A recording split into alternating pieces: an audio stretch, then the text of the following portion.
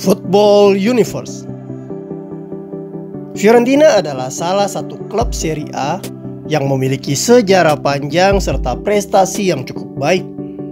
Dari semua pemain yang pernah berseragam ungu khas kota Firenze ini, berikut 11 pemain terbaik sepanjang masa mereka.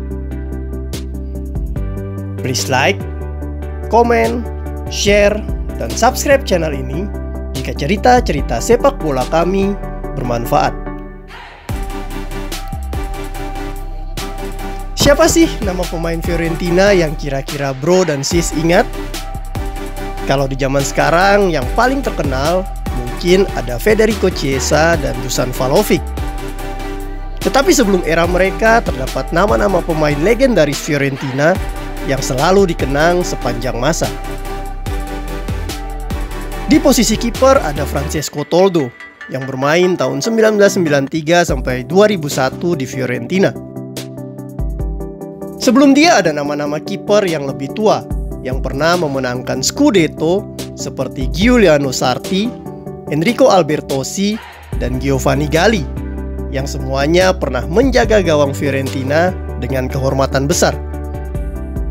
Tetapi pria tinggi besar dari Padua ini memainkan lebih banyak pertandingan dengan jersey ungu daripada mereka. Dia membantu klub keluar dari Serie B, memenangkan beberapa Piala Italia dan Piala Super Italia sebelum hijrah ke Inter Milan. Pada masa-masa jayanya, Toldo menunjukkan penampilan yang sangat mengesankan untuk Fiorentina. Kelincahannya, refleksnya yang cepat, lompatannya yang jauh, serta kemampuan menghadang tendangan penalti menjadi kelebihan Toldo. Karir internasionalnya terhambat karena berada dalam bayang-bayang Gianluigi Buffon. Tetapi penampilannya melawan Belanda di Euro 2000 tetap menjadi legenda. Di posisi bek kanan ada Angelo Di Livio yang bermain di Fiorentina dari tahun 1999 sampai 2005. Pemain ini adalah mantan bintang Juventus yang hijrah ke Fiorentina. Ketahanan fisik serta semangat pantang menyerah di lapangan yang memukau membuat dia diberi julukan Il Soldatino atau tentara kecil. Tanpa kenal lelah, dia selalu mengamankan daerah pertahanan Fiorentina. Dan dia juga seringkali membantu penyerangan serta mengirimkan umpan-umpan indah ke pemain depan.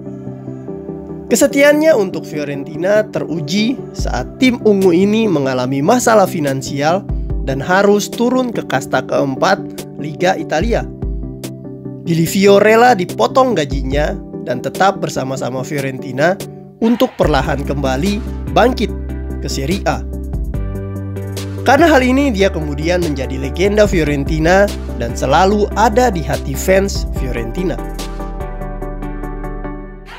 Di posisi bek kiri ada Sergio Cervato yang bermain di Fiorentina dari tahun 1948 sampai 1959. Legenda yang satu ini adalah kapten tim Fiorentina yang pertama kali meraih Scudetto di musim 1955-1956. Kepemimpinannya yang solid serta karakternya yang disukai terbaik di Serie A di zaman tersebut. Tendangan kerasnya akan selalu diingat. Penalti dan tendangan bebasnya juga seringkali berbuahkan gol.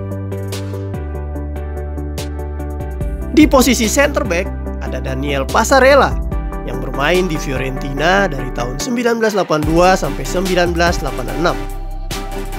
Fiorentina dan Argentina selalu memiliki hubungan yang baik sejak dahulu. Beberapa pemain legendaris Argentina yang menjuarai Piala Dunia 1978 pernah merumput di Fiorentina. Dan salah satunya adalah Daniel Passarella. Bek ini terkenal sangat tenang tetapi juga sekaligus sangat kokoh dalam menghalau striker-striker lawan yang masuk area pertahanannya. Kehadirannya di Fiorentina membuat tim ungu ini memiliki pertahanan solid di Serie A sejak awal tahun 1980-an. Selain sebagai seorang bek tangguh, Daniel Passarella juga dapat mencetak gol. Tercatat sebanyak 26 gol dia cetak dalam 4 musim kebersamaannya bersama Fiorentina. Di posisi center back lainnya ada Davide Astori yang bermain di Fiorentina dari tahun 2015 sampai 2018. Pemain yang satu ini mungkin hanya bermain sebentar di Fiorentina, tetapi kehadirannya akan terasa abadi bagi tim ini. Datang ke Fiorentina pada tahun 2015 dengan status pinjaman, Davide Astori kemudian menjadi pemain resmi Fiorentina pada tahun 2016. Karena penampilannya yang menawan di center back Fiorentina, maka dia pun diangkat menjadi kapten tim. Astori adalah seorang pemimpin yang pendiam. Dia sangat dicintai oleh rekan-rekan setimnya yang semuanya trauma dengan kematian mendadak dirinya yang mengejutkan ketika dalam perjalanan tandang ke Udine pada tahun 2018. Sebagai bentuk penghormatan kepadanya, setiap menit ke-13 di kandang Fiorentina, para fans selalu menyebut namanya serentak. Di posisi central midfielder ada Giancarlo De Sisti yang bermain di Fiorentina dari tahun 1965 sampai 1974. Gelandang yang satu ini akan selalu dikenang karena jasanya yang besar dalam membawa Fiorentina meraih Scudetto kedua mereka di tahun 1969. Posisi deep lying midfielder adalah sangat tepat baginya karena pemain yang satu ini memiliki pergerakan yang sangat militan dan akurasi umpan yang sangat baik.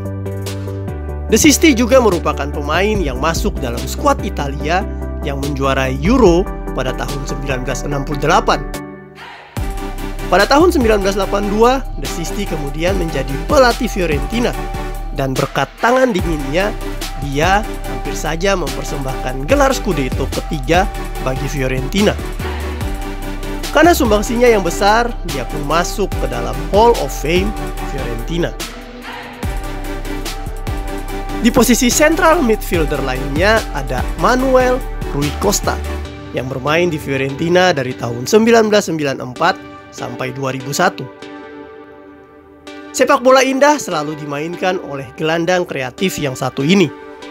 Jika banyak orang yang terkagum-kagum dengan penampilan Zidane, maka bagi kami, permainan Rui Costa sebagai seorang playmaker jauh melebihi apa yang ditunjukkan Zidane.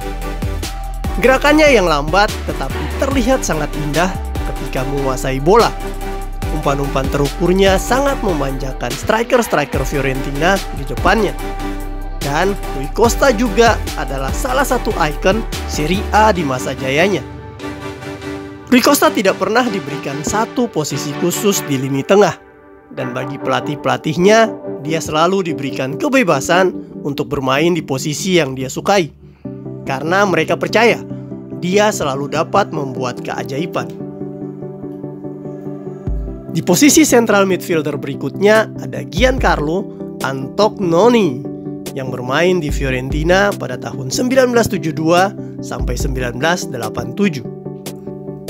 Oleh fans Fiorentina, dia dipanggil dengan julukan spesial El Unico 10, yang berarti nomor 10 satu-satunya.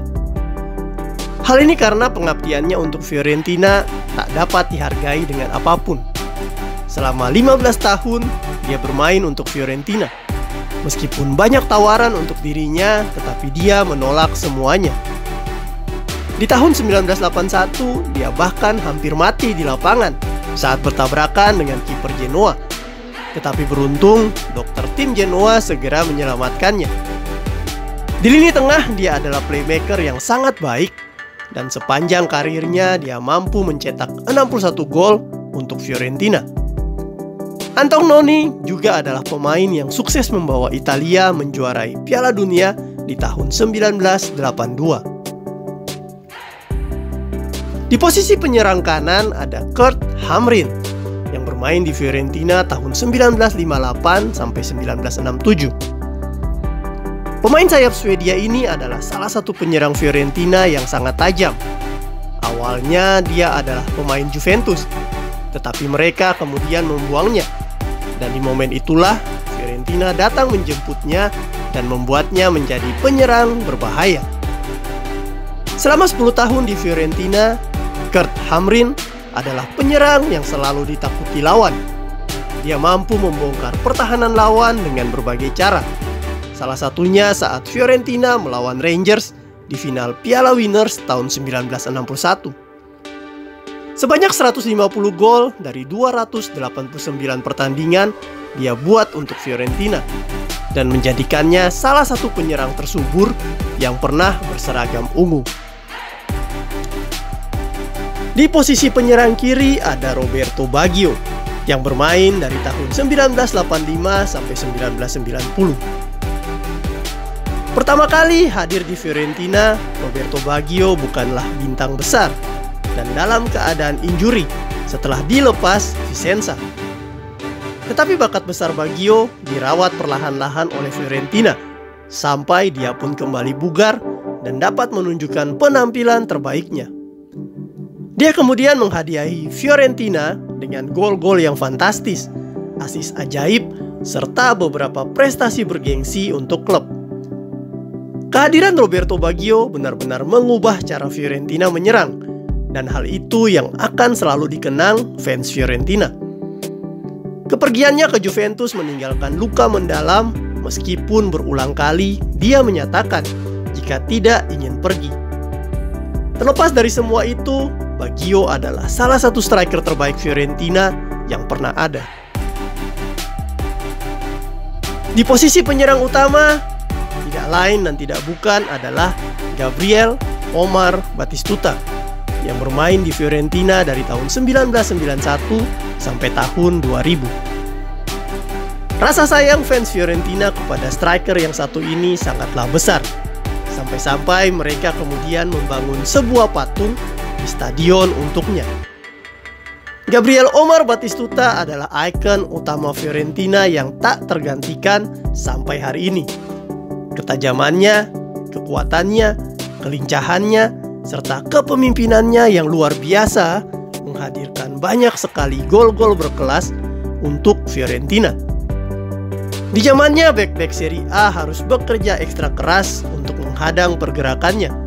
Sementara itu, kiper-kiper terhebat Serie A selalu berhadapan dengan tendangan geledek yang dilepaskannya dan hampir 80% akan menjadi gol.